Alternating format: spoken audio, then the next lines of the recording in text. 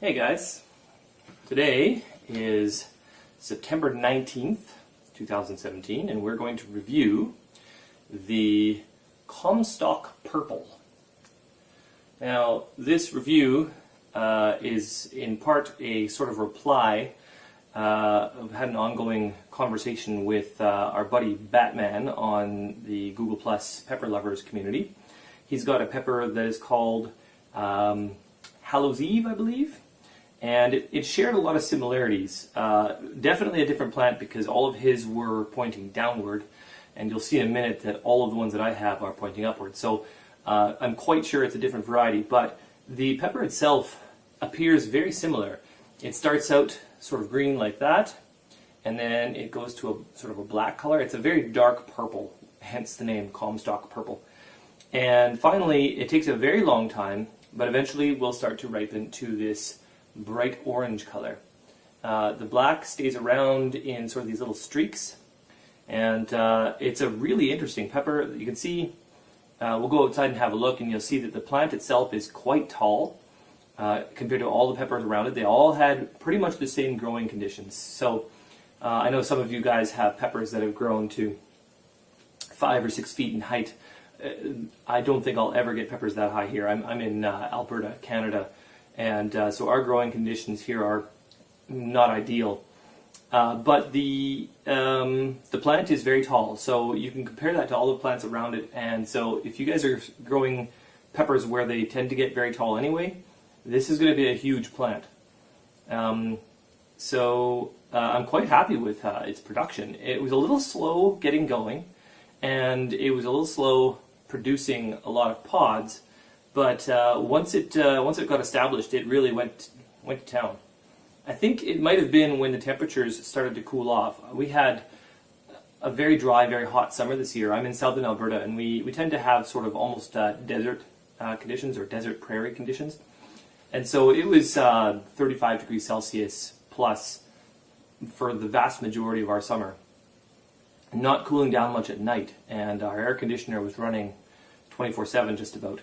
And so during that time, most of my peppers, they didn't do very well. They didn't suffer, they were getting enough water, but they didn't really produce a lot of pods. And then come September, the temperatures really started to drop outside, and we really started to get some serious production. Unfortunately, we're now getting threats of frost, so the window for production of the peppers this year is very short. So I'm going to have to probably harvest these peppers all in the green condition, and hope they ripen. I might actually snip some branches with pods on them, bring them inside in water. Kang Star has a video on harvesting seeds from pods that are green by ripening them on the branch in water. So I may try that. I might try that technique. But anyway, let's go outside and have a look at the plant that produced these peppers. Purple. As you can see, they start out green, they begin to go black, and then eventually they start to go orange, like this one down here. Quite a bright orange, in fact. Now you'll notice that all of them are upright on this plant, except for the odd one that has sort of begun to tilt downwards. And the plant is significantly larger in terms of height than the rest of the peppers all around it. The one in the back there with fuzzy leaves, that's my Manzano. And yeah, so there's a few other tall ones, but that one takes the cake in terms of height. And, you know, I wouldn't say that my growing conditions are the absolute best, but and this one we got in the front here, this is that's a Scotch bonnet. So you can see I didn't trim any leaves off the bottom, and I did not top these. So and I believe there's 2 in there. Yeah, so you can see there's 2 stalks, number 22, which is the Comstock Purple. So there's 2 stalks. I did stake them up here, and then I didn't stake them again after that. We had some pretty strong winds. So once I staked it down at that level, they did fine. So I'm going to go ahead and I'm going to pick this one here, and then we'll take it inside, and maybe what we'll do is I'll grab a purple one too, take it inside. That's really well affixed. Wow. Oh, my goodness. I split that. Oops. Oh well. So, there you have it. That is what I have for the Comstock purple. And let's grab, say, that one? No, it's a little green. Let's find one that's not so green, if I can. That one's got a little bit of green on it. That looks to be probably the best one. So let's go ahead and try not to split my plant here. There we go. So that's interesting, just how well affixed those pods are to the plant, compared to some of the other pods that I have that, like, you know, these ones, these are the solar flares, these pop off just beautifully. So anyway, let's go inside and cut these open.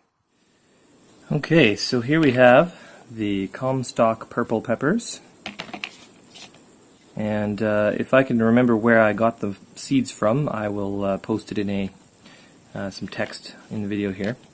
So let's go ahead and we'll cut open the green one first, or the unripe one first, and we'll see how it looks inside.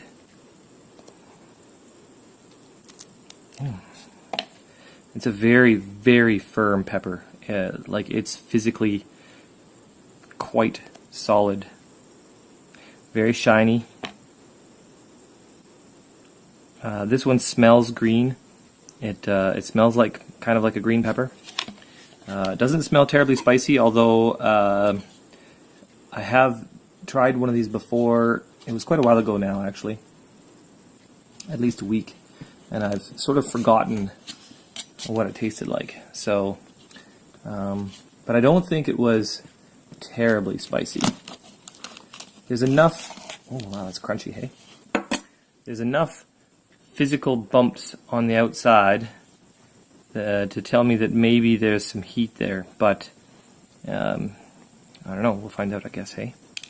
So there's the inside. So there's veining all the way down to the tip. I will be cutting all the seeds out, as I do with nearly all of my peppers anyway. Let's give this a smell here. It does have some heat to its scent. Like, it actually smells a little bit like, it has some of that chinense aroma.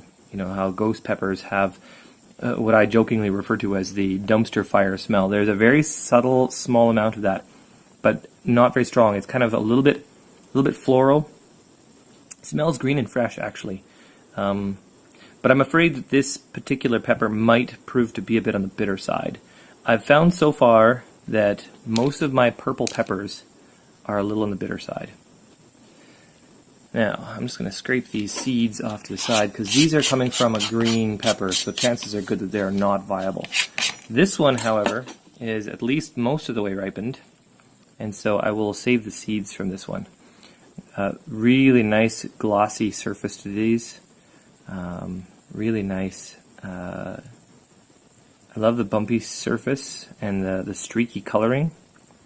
I was kind of searching hard to find some peppers that have this streakiness to them, because I've seen people posting pictures of these really unique peppers, and this is the only one I have that's really got this streakiness going on. I have one called the Purple UFO that was a gorgeous purple color, but it started out green and went purple very quickly, and it never really had a streaky stage.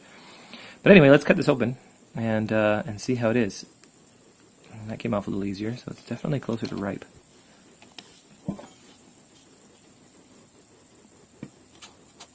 Let's see if I can get this nice and straight here. I think what we'll do with the tasting is, just in case it's really spicy, we'll just have a few small pieces. I don't think I'm going to do a big chunk. So there's the inside. As you can see, the orange coloring has gone all the way through. There's a little green node there, kind of like you see in some of the store-bought green peppers or bell peppers. They have that little node growing sometimes, like a small baby pepper. That's kind of interesting. The cell structure on the inside looks a lot like how the inside of a bell pepper looks, so that tells me that maybe it's not overly spicy. If you've ever looked inside some of the super hots, the chinense peppers like ghost peppers and so forth, it doesn't look like that. So that's interesting. Let's give it a quick smell here. It smells better than the green version. It has less of that harsh edge. It's kind of got a gentle, maybe slightly floral smell, but it's not really strongly floral like some of the different peppers that are out there. I don't usually like the strongly floral ones, and that subtle dumpster fire pepper smell that I joke about is not as present. It's not as acrid. So there you go. That is the Comstock purple, and as you can see, it goes bright orange when it's ripe. And now I'm going to go and see if I can get my lovely wife Rochelle to help with the taste test.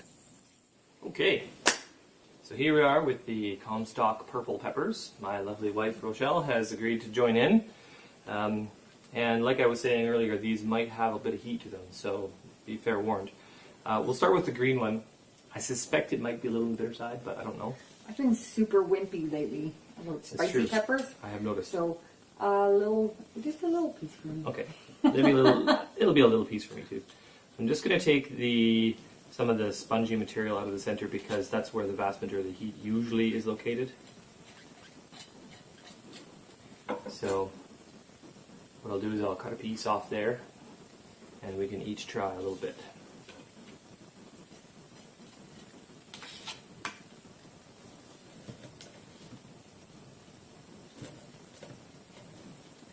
Okay. See, other people talk about building tolerance. It seems like I get more wimpy. Well, we haven't been eating a whole lot of spicy peppers in the last month or so. So anyway, be my guest to choose which little piece you'd like, and we'll give that give it a good chew. Maybe give it a little smell before you start. Smell a big piece. They're green. It smells very green. It does smell quite green, doesn't it? There's a little bit of that sort of floral smell, hey? Okay, let's do it. Yeah. Definitely tastes green. Definitely a bit bitter. Burst of heat right away. The heat is mostly in the center of my tongue.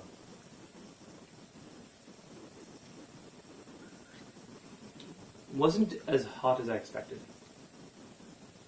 When I initially bit it, I was like, oh, here it comes. Mm-hmm. But it's alright. So, something I didn't talk about, it's quite thin-walled. Very crunchy, which is cool. A lot of times the thin-walled ones tend to get kind of soft. It's kind of tough, though. It is a little tough. It's a little tough. Might make a good powder. Although I would wait until, well, we'll see how the other one tastes. Is it the thin walls that are normally like super hot? I think it's the other way around.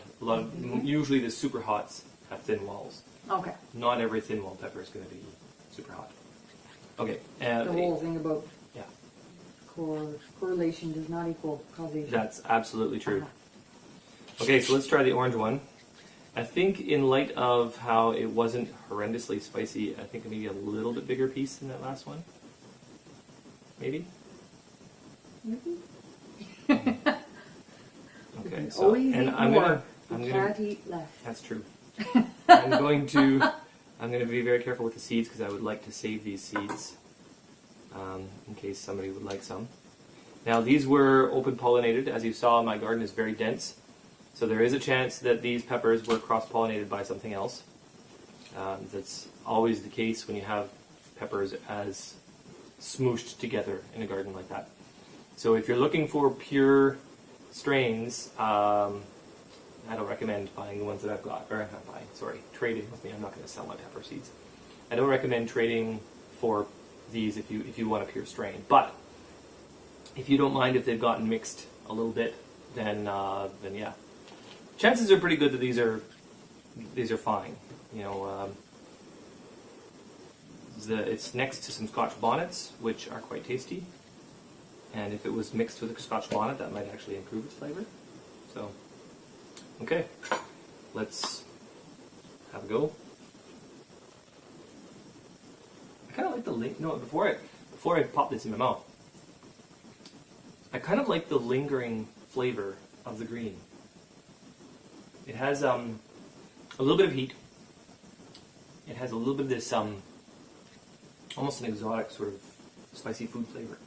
Like I could see that used in making some spicy noodles or something, like a Thai dish maybe, or I don't know, something like that. I thought it was pretty yummy. Yeah. I expected it to be a lot more spicy. It was I did have a tiny piece. It was a bit bitter. Yeah. So, and that often happens with, in my opinion, in my experience, the ones that are purple tend to have some bitterness to them.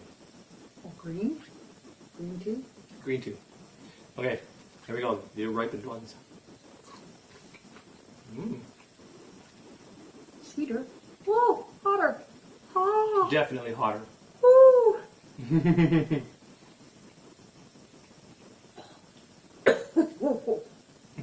gonna be okay? Oh. Back of the throat went straight into the back of my throat. I didn't make the mistake. I kept it in the front. So, okay. Let's think about the... So it's sweeter. It's got a bit more of a fruity flavor. It is tastier. Less bitterness. Okay, again, the heat is, for me, mostly in the center of my tongue, but this time it did go farther back, which is interesting. So there must be something about the capsaicinoids that it's producing. It's now producing some that take a little longer to kick in, hence the back of your throat, whereas the green one, maybe it's the younger capsaicinoids, I don't know, that affected just the front and middle of my tongue. It also affected the roof of my mouth a little bit this time. Heat level, definitely spicier than jalapeno. I would say not as spicy as a cayenne pepper or like your super chilies and stuff like that, so it's not that level heat. I know that the peppers that Batman has, the Hallows Eve peppers, he said that they're close to, I think he said habanero heat. These are definitely not habanero level heat. They're spicy, but they're not habanero level. These, I think, in part because of the thin wall, I think would make a very good powdered pepper. A drying pepper, yeah. If you were to grind these bad boys up into a fine powder. I think actually because of the toughness, because the orange one was still a bit tough, it might be more inclined to make flakes as opposed to a powder. It's perfect in a little shaker for when you want to add a little bit of heat to something, yeah. And the flavor profile is good. Like this would suit certain salsas. It would suit chili, for sure. So all in all, I'm actually quite happy with the flavor. I was a bit concerned going in because I've had some bad luck with other purple peppers in the past. But all in all, that's nice. And so the plant is a little bit slow to get going. It's tall, takes up a bit of space, will provide shade for other plants around it, which can be a good thing under some circumstances.